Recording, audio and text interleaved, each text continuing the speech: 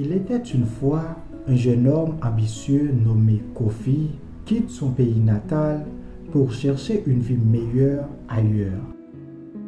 Après de longues semaines de voyage, il arrive dans un pays étranger et s'installe dans une petite ville en dehors de la ville principale. Les choses ne passent pas comme il l'espérait. Il ne trouvait pas de travail facilement, il n'a pas d'endroit où dormir et il se sent très seul.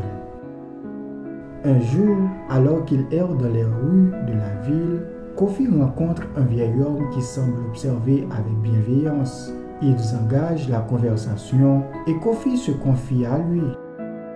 Le vieil homme lui parle alors de Jésus et lui offre un petit livre qui parle de la vie de ce personnage biblique.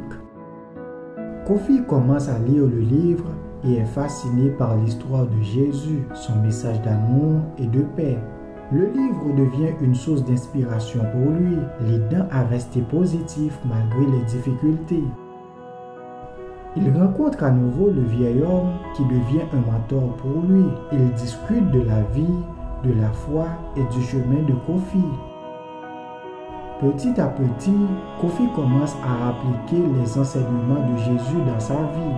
Il commence à pardonner ceux qui l'ont maltraité, à partager avec les autres et à chercher à aider les plus démunis. Cependant, il rencontre également des obstacles sur son chemin. Il lutte pour trouver un travail stable et lorsqu'il en trouve un, il doit faire face à la discrimination sur le lieu de travail. Mais malgré tout, Kofi continue de suivre les enseignements de Jésus et de s'accrocher à sa foi. Il découvre qu'il n'est pas seul et qu'il y a des gens dans la vie qui sont prêts à l'aider. Finalement, il trouve un travail plus stable et commence à vivre une vie plus confortable.